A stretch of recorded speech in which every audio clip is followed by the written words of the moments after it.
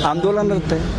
मैं जंतर मंतर पे खड़ा हूँ। मेरा सपना था कि आप लोग एक दिन सत्ता में आओ, आप लोग आ गए, लेकिन इसके लिए तो हमने सपना नहीं देखा था। इसके लिए तो हमने अनगिनत झूठे मुकदमे सहन नहीं किए, इसलिए हमने अपनी बर्बादी नहीं सहन की। हम भी पाकिस्तान से आए थे देश विभाजन के समय।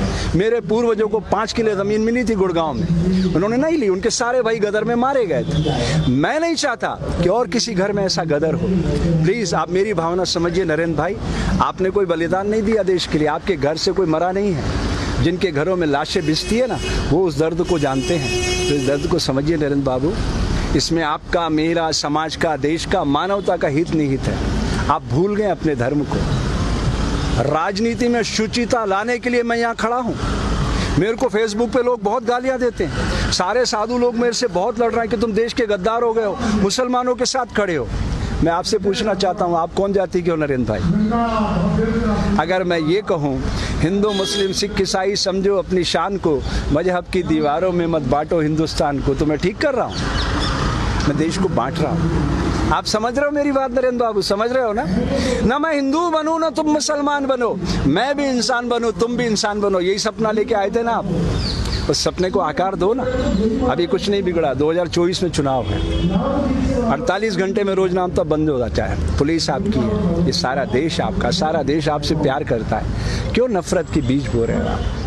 मैं अंत में इतना कहना चाहता हूँ मेरे दोस्त नरेंद्र बाबू, प्रकृति सदैव हिंसा का फल दुख, दया का फल आनंद बरसाती रहती है। इसके खिलाफ मैं जानता हूँ ये देश आपका कुछ नहीं बिगाड़ सकता, क्योंकि आपके पास 303 लोग, लेकिन उस कायनात की शक्ति को आप जानते हैं ना। आपको तो अच्छे से पता है अटल जी की मौत कैसे हुई। बोल दूं मीडिया पर, लाल टपकती रही, अंत में 2 दिनों तक आपने एम्स में छुपाए रखा उनकी मौत को, मालूम है ना? ऐसी मौत मरना चाहते हो क्या आप? अरे अच्छे इंसान बन के मरना, दुनिया रोए, हंसते हंसते जाइएगा। कबीरा, जब हम पैदा हुए जग हंसे हम रोए, ऐसी करनी कर चलो हम हंसे जग रोए। ऐसे मरोगे लाल टपकाते टपकाते, आपको अच्छा नहीं लगेगा। ये राम मंदिर का सपने की स्क्रिप्ट किसने लिखी थी? अटल जी ने। उसके निदेशक कौन थे? आडवाणी जी। और आप उसके मार्केटिंग हेड थे, याद है ना? उसी रथ पे खड़े होकर चिल्लाते थे आप। मुझे तो एक एक दृश्य याद है। मुझे वो भी याद है 25 जून 1975 की रात, दरमियानी रात, जब कलेक्टर ने मुझे बुलाया था और आप आदिपुर भाग गए थे। मुझे एक एक दृश्य याद है नरेंद्र बाबू, मैं भूला नहीं हूँ। इसलिए आपको याद दिलाना चाहता हूँ दोस्त, ये समय फिर नहीं आएगा।